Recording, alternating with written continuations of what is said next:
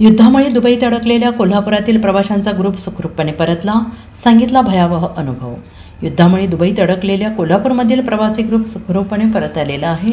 हुपरी येथील 23 जण दुबई फिरण्यासाठी गेले होते. इराण-इस्रायल युद्धाला सुरुवात झाल्यानंतर हे प्रवासी दुबईत अडकले. युद्ध सुरू असताना या सगळ्या प्रवाशांनी युद्धाचे क्षण अनुभवलेले आहेत. आपलं घर, आपला देश सोडून बाहेर गेलेल्या प्रवाशांमध्ये भीतीचं वातावरण आहे.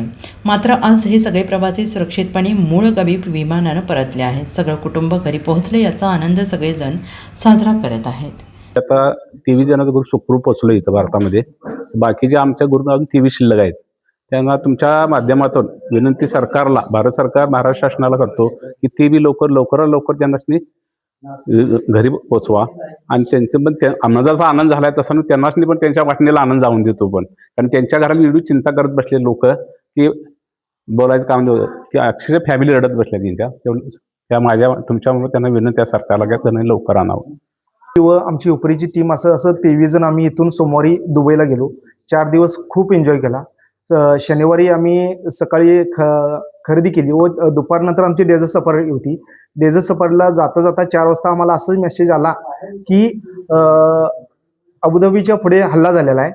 मग आम्ही ड्रायव्हरला विचारलं. ड्रायव्हर म्हणला तसं काही झालेलं नाही, म्हणजे आम्हाला भीती निर्माण होऊ नये म्हणून त्यानं तसं आम्हाला काही जाणवू दिलं नाही. त्यानंतर आम्ही डेझर्ट सफारी केली. नाईट शो एक होता, नाईट शो केला, जेवण केलं. जेवण करत बाहेर येताना आम्हाला असं लक्षात आलं की तिथं आमची गाडी बाहेर गेलेली आहे. मग तो दुसऱ्या ड्रायव्हरला विचारलं. त्याने सांगितलं की लांब जुमेरला हल्ला झाला आणि तो ड्रायव्हर तिथील होता, त्यामुळे तो ड्रायव्हर परत गेलाय. मग आम्ही तसंच आलो, हॉटेलवर राहिलो. रात्री 12 वाजता परत आम्हाला एक अलर्ट आला. सगळ्यांचे आमचे माझ्याकडे 3 मोबाईल होते, 3 मोबाईलला अलर्ट आला. असं काय नेमकं झालंय, म्हणजे अक्षरशः कुठं जोरात हल्ला होणारा असं अलर्ट आम्हाला वाटले. बघतोय तर सरकारचा आदेश आला की तुम्ही बाहेर पडू नका, काचेपासून लांब राहा. मग आम्ही झोपल्यानंतर सकाळी उठलो 7 वाजता. परत आम्हाला असं जाणवलं की कुठं हल्ला झालाय.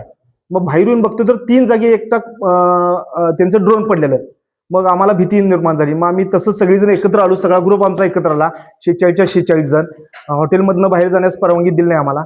परत आम्ही 12 वाजता जेवण्यासाठी जेव्हा चाललो त्या टायमाला आमच्या नंतर एक 500 फूट अंतरावर आम्हाला एक बिल्डिंगवर ड्रोन पडलेला आणि त्याचा धुराचा साऊट पूर्ण दिसत होतं. मग त्यानंतर जेवून आलो आणि परत झोपलो. 3 वाजता परत आणि आम्हाला तसं आमच्या हॉटेलच्या पाठीमागे, अक्षरशः मला वाटते आमच्या देव पाठीशी आहे म्हणून आम्ही इथं परत आलो. कारण आमच्या हॉटेलच्या भोवतीच सगळे हल्ले होत होते. ते कुठं लांब होत होते, हॉटेलच्या भोवतीच होते. ते फक्त देव पाठीशी आहे म्हणून आम्ही इथंपर्यंत आलो, नाही तर येणार नव्हतं असं तर वाटते. त्यानंतर आम्ही दुसऱ्या दिवशी त्या दिवशी रविवारच्या तर फ्लाईट कॅन्सल झाल्या. सोमवारी आमची फ्लाईट कॅन्सल होईल असं वाटत होतं, कारण देव आमच्या पाठीशी म्हणून आमची फ्लाईट सुदैवानेच चालू होती. दुपारी आम्ही दुबईतून अबुधाबीला आलो.